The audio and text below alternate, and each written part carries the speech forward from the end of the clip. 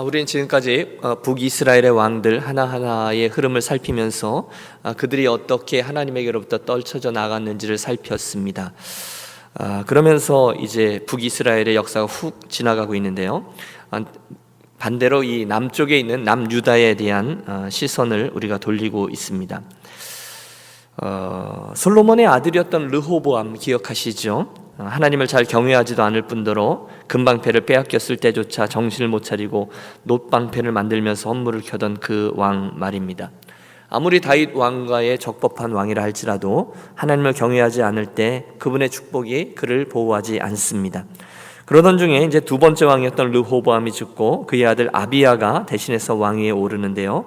성경은 흥미롭게도 이 아비야 왕에 대해서 다양한 평가를 하고 있다는 점입니다. 그리고 나서 어느 정도 신앙이 있었던 왕이지만 또 유약했던 왕이었던 그에게서 오늘 주목하려고 하는 아사라는 괜찮은 사람이 그를 뒤를 이어서 남유다의 왕위를 계승하게 됩니다. 그리고 이 아사 왕은 남유다에게 있어서 특별한 하나님의 은총이었습니다. 오늘의 본문 열왕기상 15장 11절의 말씀을 보면 아사가 그의 조상 다윗과 같이 여호와 보시기에 정직히 행하여 라고 기록되어져 있습니다. 그는 하나님을 경외했던 왕입니다.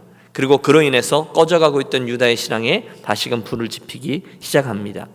이어지는 말씀을 보면 아사 왕의 개혁 정책은 온 유다에서 우상도 없앴고요, 남색하는 이들도 쫓아냈고요, 어머니였던 그 마아가가 아세라의 우상을 섬기자 어머니잖아요. 대왕 대비의 위까지 패하면서 하나님을 잘 경외하는 것으로 이어지고 있습니다. 여러분, 제가 장황하게 설명을 드렸는데 북이스라엘과 남왕국의 차이가 여기 있습니다. 북이스라엘은 정말 처음부터 끝까지 하나님을 떠난 방향으로 전력 질주를 해서 달려나가고 있습니다. 하지만 남유다는 비슷한 모습으로 방황하다가도 중간중간 이 아사왕처럼 하나님을 향해서 어느 정도 돌이키던 사람들이 중간중간 있었다는 거예요. 왜 그랬을까요? 명확한 이유는 잘 모르지만 어쩌면 하나님이 그 다윗 왕과 그들에게 그 다윗의 가문에 흘러내려가고 있던 축복 또 저력 이런 것들 때문에 그런 일이 일어나지 아니었는가 생각을 해봅니다. 사실 이 아사 왕에 대한 기록은 오늘 우리가 대했던 본장 외에도 역대하 14장과 16장에 좀 더 자세히 나오고 있는데요. 이 모든 기록을 좀 종합적으로 살피면서 하나님께서 그 아사 왕의 인생을 통해서 우리들에게 말씀하시는 바를 이 아침에 붙잡고 기도하며 나아가겠습니다. 우선 아사라는 왕이 남유다입니다. 정권을 잡은 후에 성실하게 진행했던 종교개혁 이야기부터 한번 나누어 보죠. 말씀드렸다시피 그는 다윗, 솔로몬, 르호보암, 아비야 뒤를 이어서 왕이 되었는데 다행히도 그에게는 하나님이 주신 지혜가 있었습니다.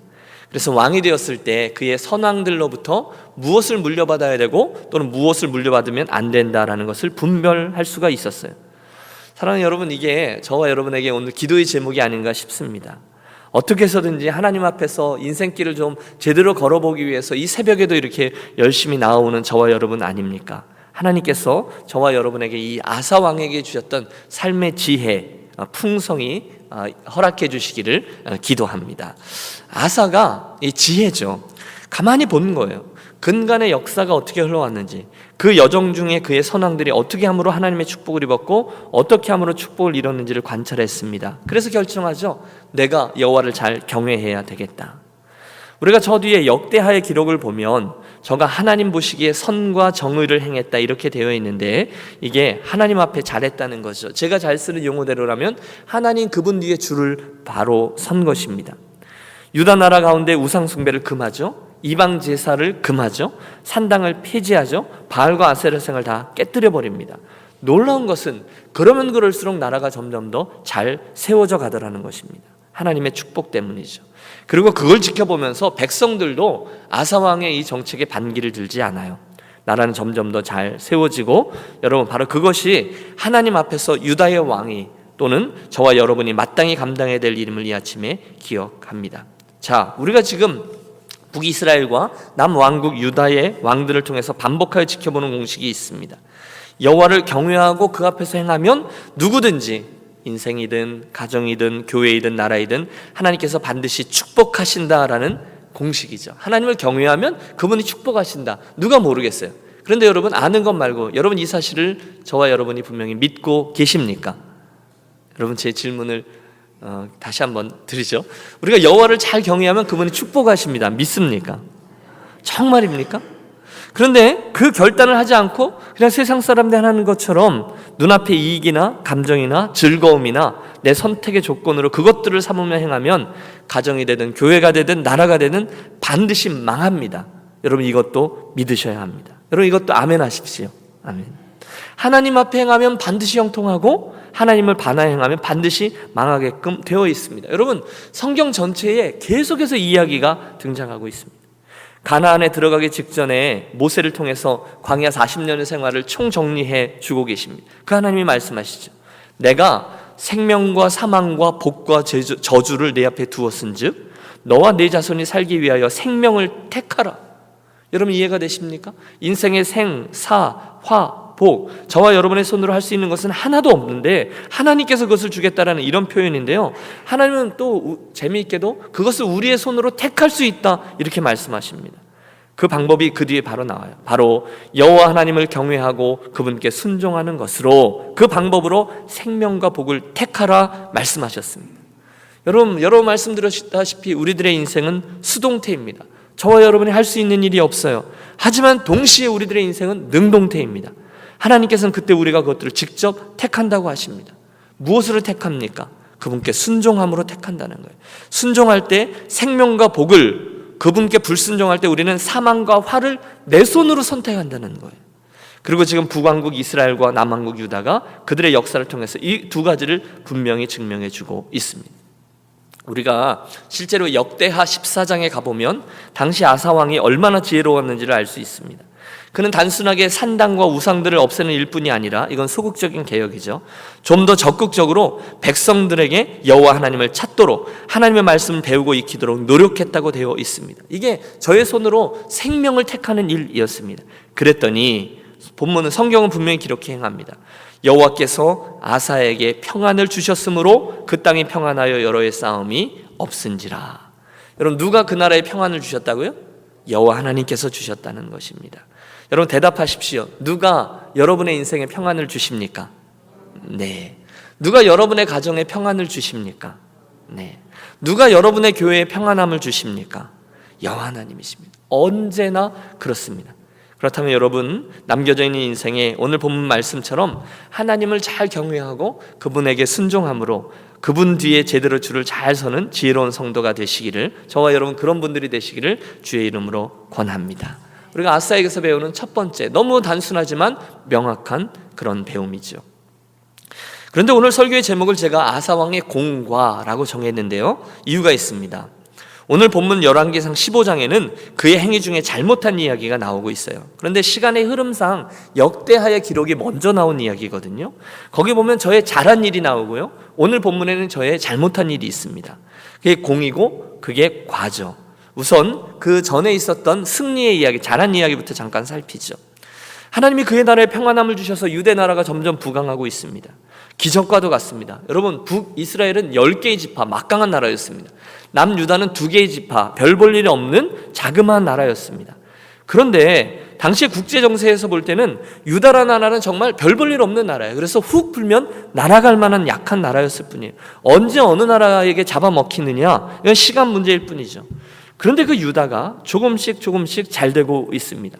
그리고 지금 아사 왕 때에는 그대로 두면 이 유다가 안 될 것 같은 그런 위협이 되었던 것 같아요. 그래서였을까요? 저 남쪽 북아프리카를 지배하고 있던 구스 사람 세라가 100만 대군을 데리고 남유다를 쳐들어왔다라고 기록하고 있습니다.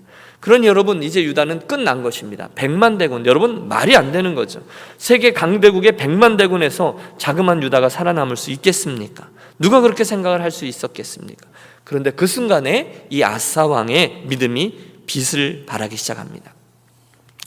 역대하 14장에 보면 그 풍전등화 같은 상황에서 여호와 하나님을 경외하던 아사가 하나님께로 나아가 부르짖기 시작합니다. 이렇게 기도해요. 잘 들어보세요. 아사가 그의 하나님 여호와께 부르짖어 이르되, 여호와여, 힘이 강한 자와 약한 자 사이에는 주밖에 도와줄 리가 없사오니 우리 하나님 여호와여, 우리를 도우소서. 우리가 주를 의지하오며 주의 이름을 의탁하옵고 이 많은 무리를 치러 왔나이다. 여호와여, 주는 우리 하나님이시오니 원하건대 사람이 주를 이기지 못하게 하옵소서 하였더니. 여러분 이 기도가 얼마나 은혜로운지 모릅니다. 여러분 볼펜으로 좀 치세요. 그 역대하 14장인데요. 여호와여 힘이 강한 자와 약한 자 사이에는 주밖에 도와줄 리가 없사오니. 여러분 맞죠?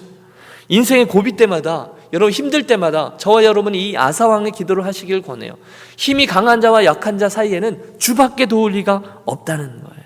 오직 여호와 하나님 당신뿐이라는 겁니다. 제발 우리를 도와주십시오. 놀랍게도 하나님이 그날 아사의 기도를 들어주십니다. 정말 그의 이름 그대로 아싸 이렇게 된 거죠. 기적과도 같은 일이 벌어졌습니다. 설명은 안 돼요. 싸움이 일어났는데 구스 사람의 군대는 힘도 써보지 못하고 도망을 하고 유대의 군대는 그랄에 이르기까지 저들을 쳐들어가 죽이고 승리하고 그들이 노력질했던 수많은 전리품들까지도 차지하여 돌아오게 되었다. 얼마나 놀라운 승리였고 기도로 얻은 승리인지 모릅니다. 그러니 여러분 아사가 얼마나 감격했을까요? 유다 백성들이 얼마나 놀랐을까요? 주변 국가들이 얼마나 이 일을 보고 정말 황당해 했을까요?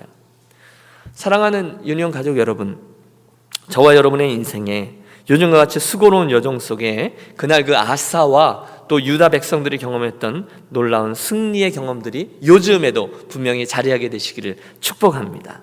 여러분 우리들의 상황이 얼마나 여러 가지가 있습니까? 그런데 그 상황에서 아사처럼 여호와 하나님 그분을 찾고 정말로 나아가 그분께 기도했더니 정말 기적과도 같은 그분의 주시는 승리, 예수 믿는 맛이죠. 오늘 내가 예수 믿는 사람이구나라는 자각이죠.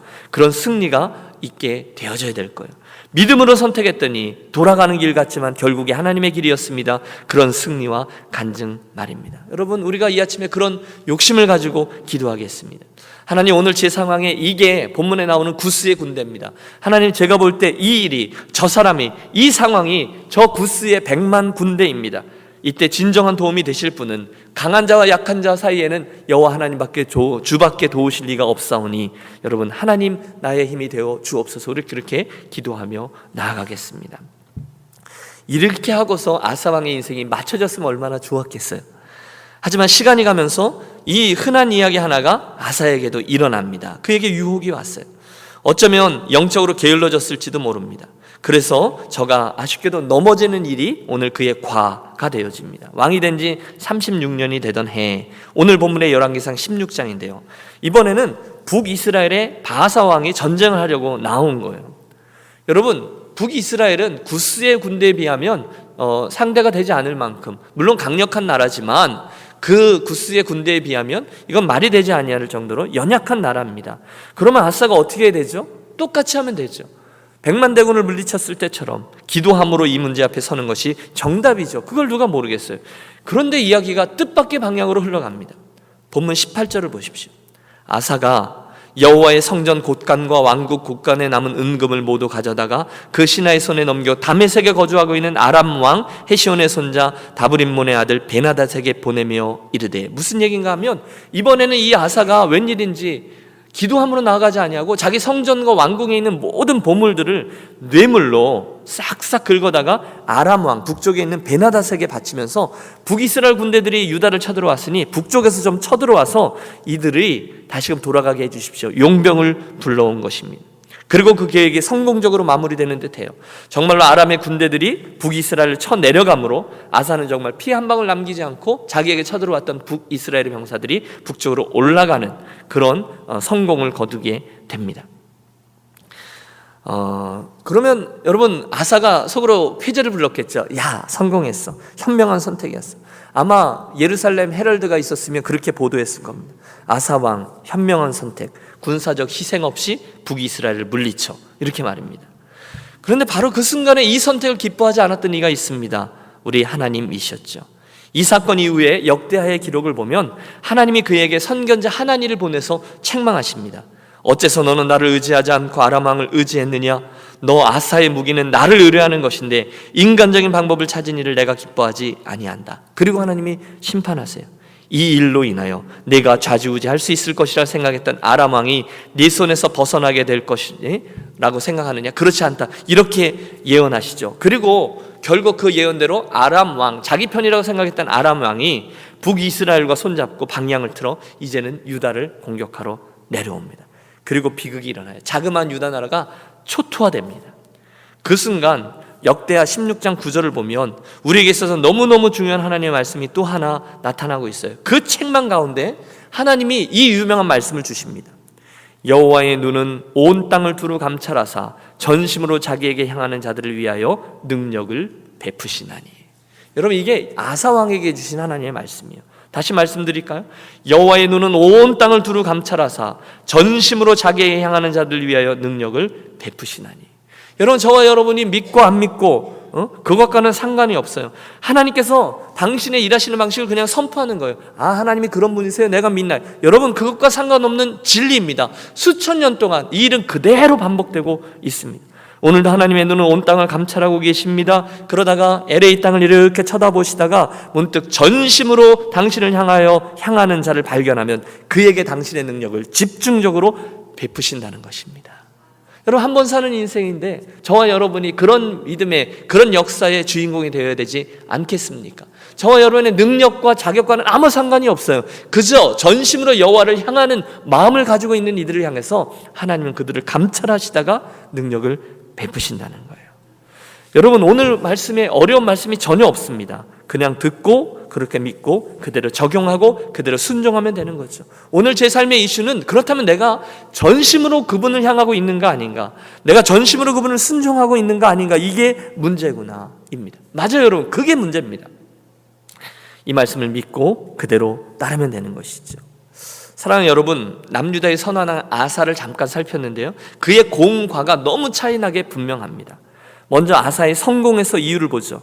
그것은 그의 형편, 그의 크기, 그의 군대, 사람들은 그걸 보지만 그는 하나님께서는 저가 전심으로 당신을 향하는지 아니하는지 그것만을 보셨습니다. 그리고 그 마음과 그 기도를 보시고 하나님은 100만 대군을 추풍낙엽과 같이 쓰러뜨리셨죠. 하지만 조금 나라가 잘 된다고, 저가 조금 이름이 났다고, 뭔가가 좀 되는 것 같다고 교만해져서 게을러졌을 때, 여러분, 아사가 얼마나 교만해졌는지 아십니까? 선지자가 그를 책망하는 이 말씀을 듣자 자존심이 상해서 감히 나에게 그딴 식으로 말해 하고 그를 옥에다 가두어 버리기까지 했습니다. 그러면 그 다음 스토리는 불 보듯이 뻔한 이야기죠. 그 순간 저는 조금 전까지 전심으로 여호와를 향하던 이가 아니었습니다. 순간 그의 나라는 확 기웁니다. 자존심은 있어가지고요, 마음이 더 강팍해집니다. 역대하 16장 12절, 아사가 왕이 된 지 39년에 그 발이 병들어 심히 중하나 병이 있을 때에 저가 여호와께 구하지 아니하고 의원에게 구하였더라. 여러분, 분위기가 느껴지십니까? 점점 안 되니까 혼자 삐진 거예요. 하나님에 대해서 화가 난 거예요. 하나님의 은혜를 잊어버리는 거예요. 그러다가 병이 걸렸는데 여호와께 구하지 아니하고 의원에게 구하였더라. 성경 기자는 정확히 아사의 영적 상태를 그렇게 보고합니다. 끝까지 하나님께 구하지 않습니다. 그리고 의사에게 갑니다. 여러분, 대답해 보십시오. 바로 그 상황에서 하나님이 아쉽겠습니까? 아사가 아쉽겠습니까? 응당 아사가 아쉽죠. 그런데도 끝까지 자존심을 부리고 여호와께 구하지 않고 기도하지 않고 마음이 강팍해진 채로, 삐진 채로, 하나님을 향해서 서운한 마음을 가진 채로 죽습니다. 그리고 끝입니다. 여러분, 뭘 느끼십니까? 결론입니다. 남유다의 아사 왕의 인생에는 하나님의 은혜가 가득했습니다. 그는 하나님 앞에서 결단코 완전히 선하지 않았던 할아버지 왕과 아버지 왕을 가졌음에도 불구하고 여호와 하나님을 경외하는 삶을 살겠다 결정하고 나아갔을 때 이미 하나님의 은혜죠. 전심으로 여호와를 의뢰했더니 모든 것이 잘 되었습니다. 하지만 부강해지고 영적인 긴장감을 놓친 후에 게을러졌을 때에 조금씩 서서히 사람을 의뢰하고 재물의 힘과 군사의 힘을 의지하다가 하나님의 축복의 손길을 잃어버리게 되었습니다. 사랑하는 유년 가족 여러분, 이 너무도 흔하디 흔한 이 스토리가 오늘 저와 여러분의 삶에 어떻게 들려옵니까? 비단 아사왕만의 경험이 아닐 것입니다. 우리 믿음의 선진들이 수도 없이 이 일을 경험적으로 반복해 왔습니다. 우리들에게 이것이 맞다라는 것을 증명해 주었습니다. 그러므로 오늘 이 아사왕의 이야기에서 또 한 번 배워 저와 여러분의 인생의 선택, 그리고 매일매일의 삶에 있어서 이 선자의 말처럼 전심으로 여호와를 향하는 그 쉬운 신앙의 공식을 나의 것으로 삼도록 그렇게 기도하는 이 아침이 되기를 소원합니다. 우리 기도하면서 그 결단하며, 주여, 여호와의 눈이 이 땅을 감찰하실 때에 나의 마음이 전심으로 여호와를 향하여 주의 능력을 내 것으로 삼게 하여 주옵소서. 기도하는 이 아침 되시기를 바랍니다. 제가 먼저 기도하겠습니다. 하나님 아버지, 이 아침에 우리들에게 주신 은혜를 인하여 감사합니다. 아사 왕의 이야기를 통해서 저와 우리 사랑하는 가족들 또 교회 공동체에게 도전해 주신 대로 어떤 상황에서든지 전심으로 여호와를 향함으로 전심으로 아버지의 도우심을 구함으로 경건의 모양이 아니라 경건의 능력을 체험하고 이 원리가 옳다는 것을 증거하며 아버지의 이름을 영화롭게 하는 신나는 예수 믿는 삶 우리 모두의 것이 되도록 은혜 내려 주옵소서. 이 아침 기도하며 나아가려고 할 때 바로 그 싸움을 감당케 하옵소서. 귀하신 주 예수 그리스도 이름으로 기도하옵나이다. 아멘.